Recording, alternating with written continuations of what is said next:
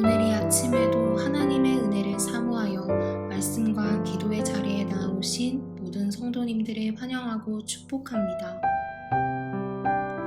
이 시간 우리에게 주신 하나님의 말씀은 사무엘하 12장 15절로 31절까지의 말씀입니다. 나단이 자기 집으로 돌아가니라.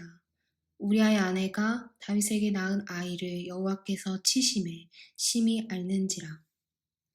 다윗이 그 아이를 위하여 하나님께 간구하되 다윗이 금식하고 안에 들어가서 밤새도록 땅에 엎드렸으니 그 집의 늙은 자들이 그 곁에 서서 다윗을 땅에서 일으키려 하되 왕이 듣지 아니하고 그들과 더불어 먹지도 아니하더라.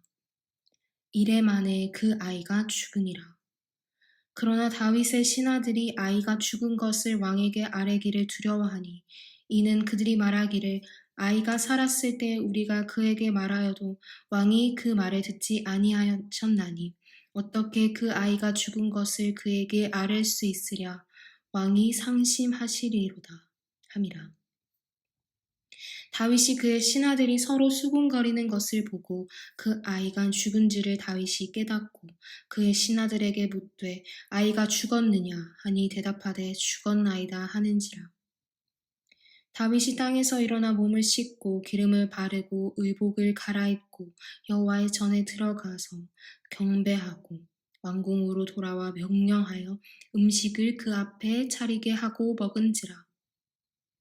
그의 신하들이 그에게 이르되 아이가 살았을 때에는 그를 위하여 금식하고 우시더니 죽은 후에는 일어나서 잡수시니 이 일이 어찌 됨이니까 하니 이르되 아이가 살았을 때에 내가 금식하고 운 것은 혹시 여호와께서 나를 불쌍히 여기사 아이를 살려주시는지 누가 알까 생각함이거니와 지금은 죽었으니 내가 어찌 금식하랴. 내가 다시 돌아오게 할 수 있느냐. 나는 그에게로 가려니와 그는 내게로 돌아오지 아니하리라 하니라. 다윗이 그의 아내 밧세바를 위로하고 그에게 들어가 그와 동침하였더니 그가 아들을 낳음에 그의 이름을 솔로몬이라 하니라. 여호와께서 그를 사랑하사 선지자 나단을 보내 그의 이름을 여디디아라 하시니 이는 여호와께서 사랑하셨기 때문이더라. 요압이 암몬 자손의 랍바를 쳐서 그 왕성을 점령하매 요압이 전령을 다윗에게 보내 이르되 내가 랍바 곧 물들의 성읍을 쳐서 점령하였으니 이제 왕은 그 백성의 남은 군사를 모아 그 성에 맞서 진치고 이 성읍을 쳐서 점령하소서. 내가 이 성읍을 점령하면 이 성읍이 내 이름으로 일컬음을 받을까 두려워하니이다 하니 다윗이 모든 군사를 모아 랍바로 가서 그곳을 쳐서 점령하고 그 왕의 머리에서 보석 박힌 왕관을 가져오니 그 중량이 금 1달란트라. 다윗이 자기의 머리에 쓰니라. 또 다윗이 또 그 성읍에서 노력한 물건을 무수히 내우고 그 안에 있는 백성들을 끌어내어 톱질과 썰의질과 철도끼질과 벽돌 구이를 그들에게 하게 하니라. 암몬 자손의 모든 성읍을 이같이 하고 다윗과 모든 백성이 예루살렘으로 돌아가니라. 선지자 나단을 통한 하나님의 책망은 굉장히 날카롭습니다. 나단 선지자는 하나님의 말씀을 그대로 선포하여 장차 다윗이 받을 벌에 대하여 예언합니다. 그리고 다윗의 회개는 명백하고 솔직하여 아무런 변호도 섞여 있지 않습니다. 그리고 그의 죄를 사하신다는 하나님의 말씀도 어제의 말씀 13절 말씀에 여호와께서 당신의 죄를 사하셨나니 라고 말씀하시면서 15절 나단이 자신의 집으로 돌아가는 것으로 오늘의 이야기가 시작됩니다. 다윗은 하나님의 징계로 자신의 아이가 병들었을 때에 7일 동안이나 금식하며 땅에 엎드려 밤새도록 하나님께 기도합니다. 늙은 신하들의 권면도 듣지 않고 계속해서 금식을 합니다. 다윗이 이와 같이 한 것은 22절에 기록된 대로 혹시 여호와께서 불쌍히 여기사 아이를 살려주실는지 알 수 없어서 땅에 엎드려 하나님의 뜻만을 기다린 것입니다. 그는 자신의 죄 때문에 아이가 죽게 된 것을 생각할 때 자신은 여호와께 빌 만한 자격도 없다고 생각하고 하나님의 긍휼만 의지합니다. 그리고 그는 밤새도록 땅에 엎드려 애통하며 자기 자신을 치며 기도합니다. 다윗이 끔찍한 죄를 짓고 회개의 기도를 하는 과정을 바라보면 다윗의 죄와 회개의 과정이 어쩌면 당연하고 쉬운 적용으로 끝날 수 있습니다. 그러나 오늘 말씀을 자세히 살펴보면 다윗의 마음을 더욱 잘 알 수 있습니다. 회개함으로 하나님의 용서가 있음을 들었으나 그 죄에 따른 결과가 여전히 자신에게 있음을 자신의 아이를 통해 뼈저리게 경험합니다. 시편 51편의 말씀을 보면 다윗의 마음이 어떠했는지 더욱 잘 알 수 있습니다. 하나님에 대한 죄송한 마음과 그리고 자신을 정결케 해달라는 고백, 그리고 나를 쫓아내지 마시고 구원의 기쁨을 회복시켜 달라는 고백을 드립니다. 그리고 그 끝에 하나님은 다윗을 회복시키십니다. 그저 죄에 대한 형벌로 끝이 나지 않고 하나님의 구원 계획을, 하나님의 언약을 다윗을 통해 계속해서 이뤄나가십니다. 오늘의 이야기는 그저 죄의 삭슨 사망이라는 프레임으로 끝이 나지 않습니다. 물론 다윗의 죄에 대한 결과는 다음 장에서도 계속됩니다. 하지만 다윗은 하나님을 신뢰했습니다. 그리고 그 신뢰에 대한 순종의 모습을 보여줍니다. 다윗이 신뢰하지 않았다면 자신이 7일이나 금식하며 땅에 엎드려 밤새도록 기도했음에도 자신의 아이가 죽었을 때 바로 몸을 씻고 기름을 바르고 의복을 갈아입고 여호와의 전에 들어가서 경배하지 않았을 것입니다.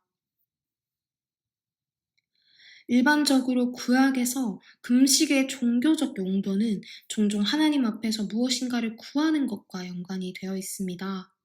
그것은 자신이 요청하는 바가 중요했기에 오늘 17절의 말씀에 늙은 신하들의 권면에도 자신의 영적인 상태에 집중하고 육체적인 어려움은 뒷전으로 밀리게 됩니다.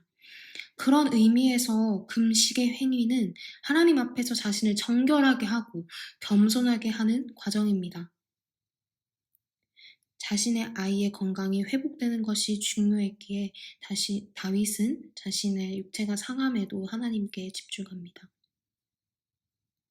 그러나 다윗의 늙은 신하들은 하나님이 다윗의 아이에게 내리신 심판에 대해 알지 못합니다. 그런 다윗 왕의 행동을 이해하지 못하고 7일째 되던 날에 아이가 죽습니다. 늙은 신하들은 아이가 죽었다는 것을 다윗 왕에게 알리기를 두려워합니다. 자신의 육체를 생각하지 않고 밤새 금식하며 기도하는 다윗 왕에게 이런 소식을 전하게 되면 더욱 다윗 왕의 몸이 상할 거라 생각했기 때문입니다. 그러나 다윗은 상황을 눈치채고 아이가 죽은 것을 확인합니다. 그런 후에 다윗의 행동은 신하들이 생각했던 것과 완전히 달랐습니다. 그 즉시 땅바닥에서 일어나서 목욕을 하고 몸에 기름을 바르고 옷을 갈아입은 뒤에 성전으로 들어가서 하나님을 예배합니다. 그리고 다녀와서 음식을 먹습니다. 그리고 29절 신하들의 물음에 내가 다시 돌아오게 할 수 있느냐? 나는 그에게로 가려니와 그는 내게로 돌아오지 아니하리라 하니라 하고 대답하며 이야기가 끝이 납니다. 다윗은 나단을 통해 말씀하신 즉 12장 14절의 말씀대로 이루어진 하나님의 말씀의 권위를 믿었습니다. 그리고 아이의 죽음을 통해 인생의 소망을 그 말씀에만 두게 됩니다. 그래서 다윗은 일어날 수 있었고 하나님께 예배드렸습니다. 하나님의 말씀의 권위를 재인식하고 그 말씀에서 자신의 소망을 발견하며 자신의 슬픈 마음을 정리합니다. 연약한 우리도 끊임없이 범죄합니다. 그로 인해 어려움도 당합니다. 다윗도 그러했습니다. 자신의 범죄로 인해 어려움이 찾아왔을 때 기도했고 내가 생각했던 것과 달라도 그 결과가 어떠하든 하나님을 예배했습니다. 우리의 죄 가운데서 찾아오는 어려움 가운데서도 우리가 기억해야 하는 것은 우리는 하나님께 기도하고 그 결과가 어떠하든 말씀을 신뢰하며 예배하는 것입니다. 그리고 그 주님을 신뢰할 때 그 해결의 열쇠는 또 하나님께 있음을 기억해야 합니다. 그 해결의 결과조차도 내가 원하는 대로 되는 것이 아닙니다. 하나님의 뜻이 어디에 있는지에 따라 결과는 나타납니다. 다윗이 아무리 기도하였어도 아이를 살릴 수 없었던 것처럼 말입니다. 결과는 오직 하나님께 달려 있습니다. 그리고 그 어려움 앞에서 우리는 하나님을 바라봐야 합니다. 그렇게 시간이 흐른 후 다윗을 사랑하셔서 주신 아들 여디디야라고 이름을 정하시고 여호와께 사랑을 입음이라는 뜻의 솔로몬을 선물로 주십니다. 여기서 우리는 그 죄를 넘어선 하나님의 은혜를 경험합니다. 다윗의 끔찍한 죄에 대한 승리를 솔로몬을 통해 보여주신 겁니다. 하나님이 다윗에게 약속하신 왕조는 다윗과 밧세바 사이에서 태어난 솔로몬을 통해서 이어지는 이 가계를 통해서 마침내 메시아가 태어나는 다윗 언약을 세워갑니다. 오늘의 말씀에는 직접적으로 하나님의 약속의 일들을 이루어 가실 건지에 대한 내용은 없습니다. 그러나 그런 끔찍한 죄 가운데서도 하나님은 다윗을 너무나 사랑하셔서 자신의 약속을 이루어 가시기 위해 다윗을 사용하십니다. 그리고 26절 이하의 말씀은 요압이 암몬과의 전쟁에서 이기고 마지막 승리의 영광을 다윗에게 돌리는 장면입니다. 다윗이 그것을 출정하여 라빠를 점령하고 마침내 암몬을 다스리는 내용입니다. 다윗 왕이 라빠 성읍을 점령했다고 인정하게 하는 내용입니다. 오늘 다윗의 이야기를 통해 그저 끔찍한 죄를 짓고 그에 따른 결과로 아이가 죽은 것에 대한 심판만을 이야기하는 것이 아닙니다. 죄의 삭은 사망이므로 그 값을 요구하십니다. 그러나 하나님은 입술로 고백하는 다윗의 죄를 사하여 주셨고 솔로몬을 통해 또 하나님의 그 언약의 일들을 이루어 가십니다. 우리는 하나님 앞에 죄를 지을 수밖에 없는 연약한 인간입니다. 그러나 예수 그리스도가 이 땅에 오심으로 우리의 죄를 사하여 주셨습니다. 그래서 오늘도 우린 여전히 주님이 필요합니다. 로마서 8장 1, 2절 말씀. 그러므로 이제 그리스도 예수 안에 있는 자에게는 결코 정죄함이 없나니 이는 그리스도 예수 안에 있는 생명의 성령의 법이 죄와 사망의 법에서 너를 해방하였음이라. 이 말씀이 오늘 우리의 삶에 온전한 고백되기를 원합니다. 예수 그리스도가 이 땅에 오셔서 우리를 죄에서 해방하셨습니다. 우리의 삶에 언제나 예수 그리스도가 필요함을 그리고 그 주님의 사랑을 언제나 기억하는 우리 사랑하는 사김의 교회 성도님들 되시기를 소망합니다. 함께 기도하시겠습니다.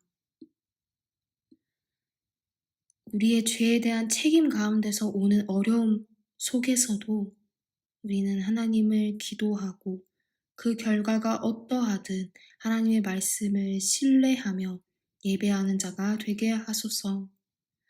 하나님의 뜻을 구하며 주님을 신뢰하게 하소서.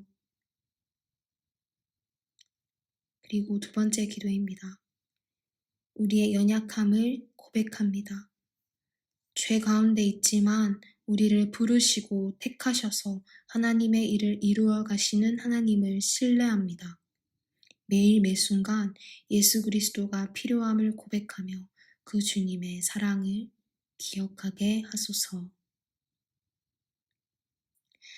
마지막으로 우리 개인의 기도 제목을 놓고 우리 가정과 사김의 교회를 위하여 나라와 열방을 위하여 이 시간 한마음 한뜻으로 기도하며 나아가겠습니다. 함께 기도하시겠습니다.